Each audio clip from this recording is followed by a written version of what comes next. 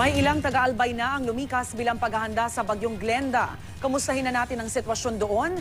May live report si Steve Dailisan. Steve. Rhea, pag-ambon na lamang ang nararanasan pa dito sa ating kinaroroonan sa Tabaco City sa Albay. Kaninang alas 3 ng madaling araw, Rhea, ay bumuhos yung malakas na ulan pero tumila rin naman ito. Sa kabila niyan ay ipinatutupad ang forced evacuation o sapilitang paglilikas sa mga residente rito. So utos na rin ni Albay Governor Joey Salceda para raw maatim yung tinatawag na zero casualty. Partikular na tinarget kara yung mga residente na naninirahan dun sa mga coastal towns at coastal barangays.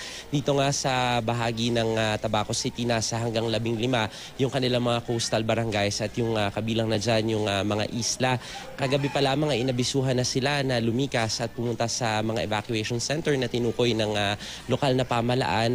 Ngayon, Rhea, in-identify na nila na dapat mas matibay yung structure at mas malayo sa dagat para nang sa gayon kung sakasakali naman, wag sana na magkaroon ng storm surge ay ligtas sila mula sa peligro. Nakahanda na rin yung kanilang mga gamit pang rescue. Kagabi, pinakita sa atin yung ilan sa mga rescue boats at yung ilan dun sa mga makeshift na pampalutang na pwede nilang gagamitin. Malaking aral do kasi yung natutunan nila sa mga nagdaang bagyo, kaya ngayon kahit papaano ay nakapaghanda na rin sila.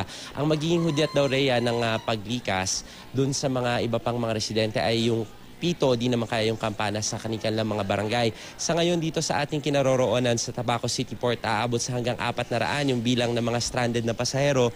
Karamihan sa mga narito nandito pa kahapon dahil hindi na nga bumiyahe o pinabiyahe ng Philippine Coast Guard yung mga sasakyang pandagat simula pa alas 6 ng umaga kahapon bilang paghahanda sa pagpasok nga nitong si Bagyong Glenda. Pero dahil nga katabi lamang ito, dahil nasa pier tayo mismo, itong mga residente ngayon pagkatapos nilang itong mga stranded na pasahero, pagkatapos nila na makapag-almusal ay pinag-i-empake na rin sila para lumipat sila sa mas ligtas na evacuation center. Yan muna ang latest mula pa rin dito sa Tabaco City. Albay, balik sa iyo, Rhea. Alright, Steve, mukhang ilang araw pa ang guguguli ng mga ilan nating kababayan dyan dahil nga sa pagdating nitong si Glenda. Pagdating sa pagkain, yung mga stranded na pasahero na nasa likod mo, natutugunan ba?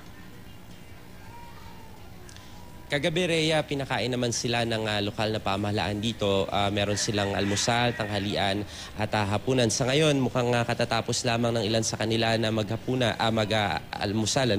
At pinamahaginan rin sila nitong mga banig para meron silang matulugan kagabi. Kaya marami sa kanila ngayon naghahanda na rin para sila makalipat dun sa evacuation center. Gawa ng iniiwasan din na maging peligroso itong portion na ito ng pier, lalo tabing dagat. Pero sa ngayon, Rhea, itong karagatan ngayon medyo kalmado pa. Ang sinasabi nila sa atin dahil natatakpan daw ito ng bulubunduking bahagi or merong mga isla dito kaya hindi pa ganoong kalaki yung alon na ating na-observe, Rhea. Alright, maraming salamat, Steve Dailisan.